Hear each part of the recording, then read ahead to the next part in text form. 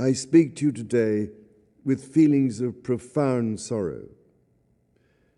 Throughout her life, Her Majesty the Queen, my beloved mother, was an inspiration, an example to me and to all my family.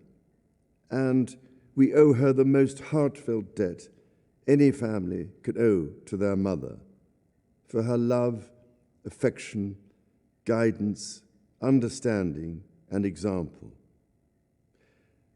Queen Elizabeth was a life well lived, a promise with destiny kept, and she is mourned most deeply in her passing. That promise of lifelong service I renew to you all today. Alongside the personal grief that all my family are feeling, we also share with so many of you in the United Kingdom, in all the countries where the Queen was head of state, in the Commonwealth and across the world, a deep sense of gratitude for the more than 70 years in which my mother, as Queen, served the people of so many nations. In 1947, on her 21st birthday, she pledged in a broadcast from Cape Town to the Commonwealth to devote her life, whether it be short or long, to the service of her peoples. That was more than a promise. It was a profound personal commitment which defined her whole life. She made sacrifices for duty. Her dedication and devotion as sovereign never wavered through times of change and progress, through times of joy and celebration, and through times of sadness and loss. In her life of service, we saw that abiding love of tradition, together with that fearless embrace of progress, which makes us great as nations.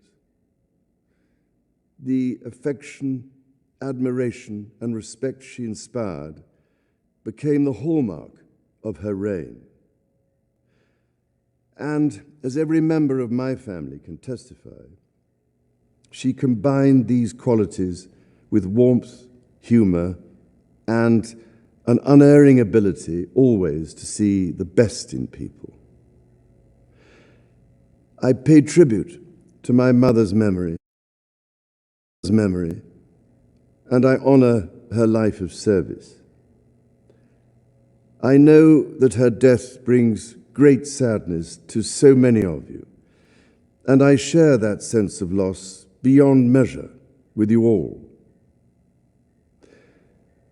When the Queen came to the throne, Britain and the world were still coping with the privations and aftermath of the Second World War, and still living by the conventions of earlier times.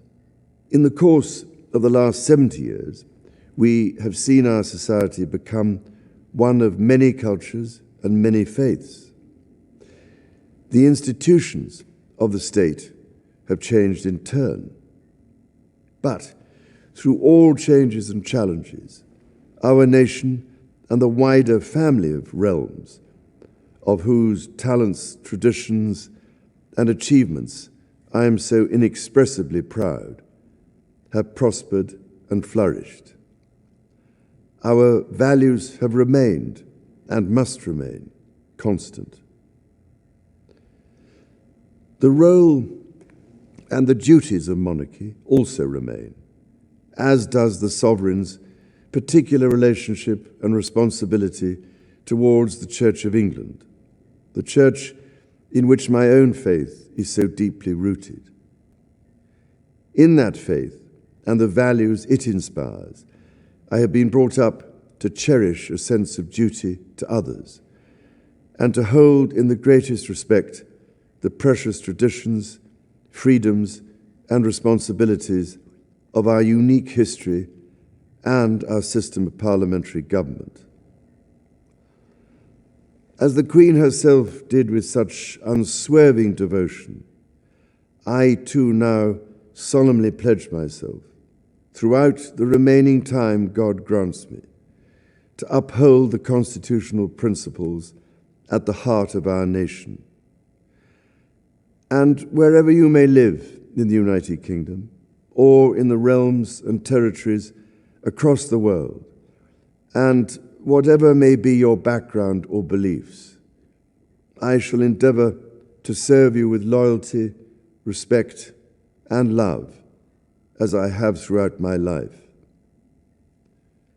My life will, of course, change as I take up my new responsibilities.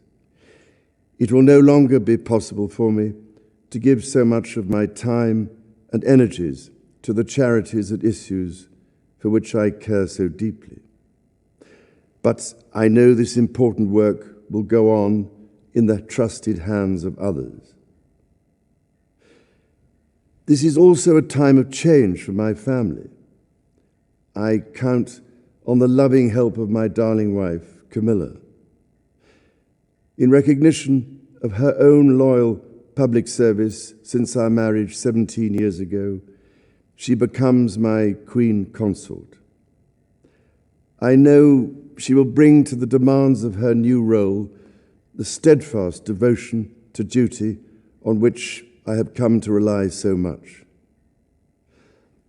As my heir, William now assumes the Scottish titles which have meant so much to me. He succeeds me as Duke of Cornwall and takes on the responsibilities for the Duchy of Cornwall, which I have undertaken for more than 5 decades. Today, I am proud to create him Prince of Wales, Tywysog Cymru, the country whose title I have been so greatly privileged to bear during so much of my life and duty. With Catherine beside him, our new Prince and Princess of Wales will, I know, continue to inspire and lead our national conversations, helping to bring the marginal to the centre ground, where vital help can be given. I want also to express my love for Harry and Meghan as they continue to build their lives overseas. In a little over a week's time, we will come together as a nation, as a Commonwealth, and indeed a global community, to lay my beloved mother to rest. In our sorrow, let us remember and draw strength from the light of her example. On behalf of all my family, I can only offer the most sincere and heartfelt thanks for your condolences and support. They mean more to me than I can ever possibly express. And to my darling Mama, as you begin your last great journey to join my dear late Papa, I want simply to say this: thank you. Thank you for your love and devotion to our family and to the family of nations you have served so diligently all these years. May flights of angels sing thee to thy rest.